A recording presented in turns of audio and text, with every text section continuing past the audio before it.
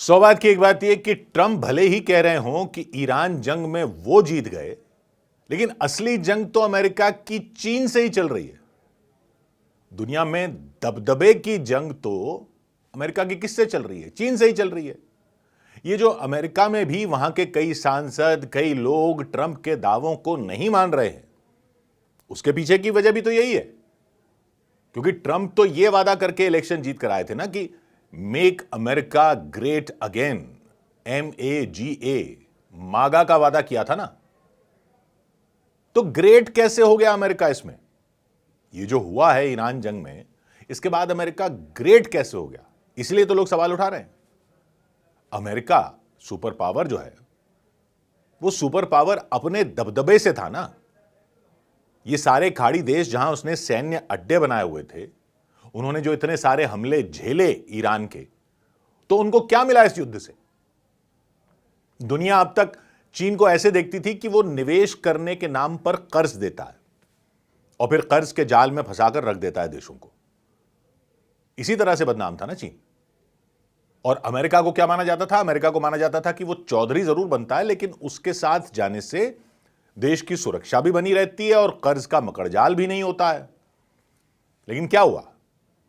America के साथ जाने वाले देशों ने इस जंग में जो देखा है, उसके बाद तो बाकी दुनिया के देशों को भी यही लगेगा ना कि इससे तो चीन के साथ ही बनाकर रखी जाए, उससे रूस का साथ भी मिल जाता है। यूरोप था अमेरिका का साथी सबसे पुराना, तो यूरोप जैसा अमेरिका का सबसे पुराना साथी भी अब दूसरे रिश्ते बना रहा है जंग में ट्रंप के तेवरों को देखने के बाद। तो खाड़ी के देश भी सोचने को मजबूर हो गए कि अमेरिका को ये जो अड्डे दिए हमने, सैन्य अड्डे बनाने देने का जो फायदा हुआ है या नुकसान हुआ है। यूरोप भी पहले की तरह साथ नहीं है, यूरोप भी साथ नहीं है। खाड़ी देश भी सोच रहे हैं कि उन्होंने जो दिया उसे फायदा हो रहा है या नुकसान हो रहा है। अफ्रीका और एशिया के देश भी अगर चीन के पाले में धकेल दिए इन्होंने, तो कैसे ग्रेट बन गया अमेरिका? बिना एक भी गोली चलाए दबदबा तो चीन का ज्यादा बढ़ गया, पलड़ा तो उसका ज्यादा भारी हो गया। अमेरिका का दबदबा तो वैसा नहीं रहा जैसा जंग से पहले था। दुनिया भर में तेल और महंगा कर दिया। इस जंग से पहले तक अफ्रीका के जो देश हैं, एशिया के कई देश, लैटिन अमेरिका के छोटे छोटे देश चीन पर पूरी तरह भरोसा नहीं कर पाते थे। चीन तब भी उन पर डोरे डाल रहा था और कई देशों को अपने पाले में लिया भी हुआ है, लेकिन वो पूरी तरह भरोसा नहीं कर पाते थे। सबके दिमाग में यही था कि चीन सड़कें बनाने का लालच देता है, बंदरगाह बनाने का लालच देता है, रेलवे नेटवर्क बनाने का लालच देता है, इंफ्रास्ट्रक्चर खड़ा करने का लालच देता है, उसके लिए कर्ज बांटता फिरता है। लेकिन देखते देखते कर्ज का गुब्बारा कर्ज लेने वाले देश पर ही फूट पड़ता है, और ऐसा हुआ भी कई देशों में, और चीन साहूकार की तरह कब्जा कर लेता है। ये इमेज थी चीन की।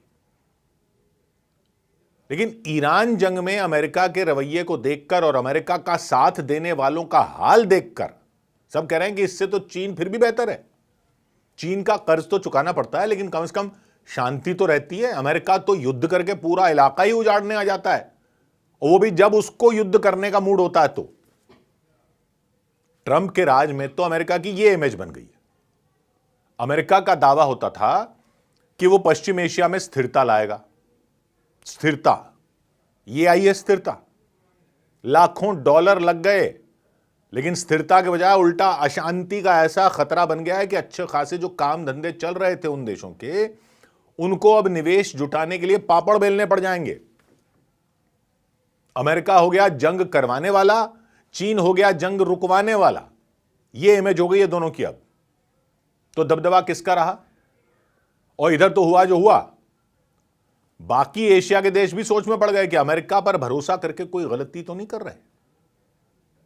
जापान हो, फिलीपींस हो, इंडोनेशिया हो, सब सोच रहे हैं इस अमेरिका के भरोसे बैठे हम अपनी सुरक्षा के लिए। दक्षिण कोरिया की सुरक्षा कर रहा था ना अमेरिका, हथियार तैनात किए थे, ये कहते हुए तैनात किए थे कि इनसे वो किम जोंग उन से बचाएगा, इन हथियारों से। फिर क्या हुआ?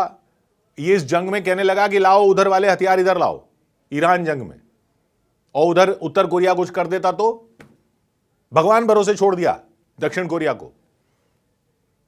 ताइवान की सुरक्षा करने का भरोसा दिया हुआ है। ताइवान की विपक्ष की नेता चली गई हैं चीन, कि हमको चीन के साथ मिलकर रहना चाहिए, वहां जाकर ये बोल रही हैं, तो वहां भी ऐसे ही लग रहा है कि उनको लगा कि अमेरिका भरोसे रहना तो खतरनाक ही लग रहा है।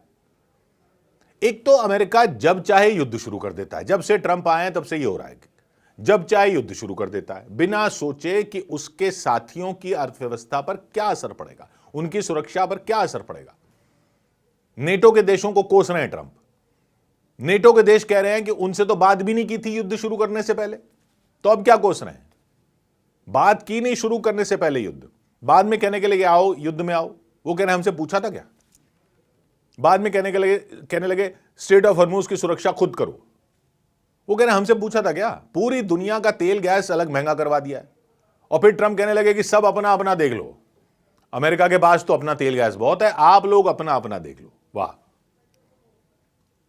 आपने शुरू कर दिया और फिर अब सब अपना अपना देख लें। और इस सबके बीच चीन चुपचाप तमाशा देखता रहा।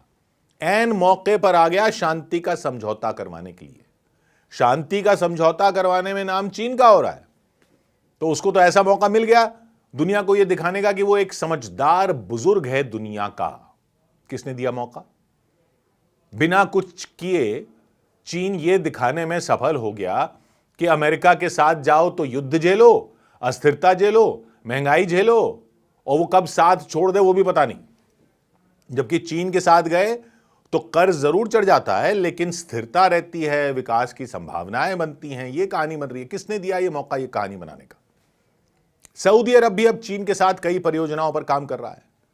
चाइना ग्लोबल साउथ प्रोजेक्ट है और वो चीन का बेल्ट एंड रोड्स इनिशिएटिव है।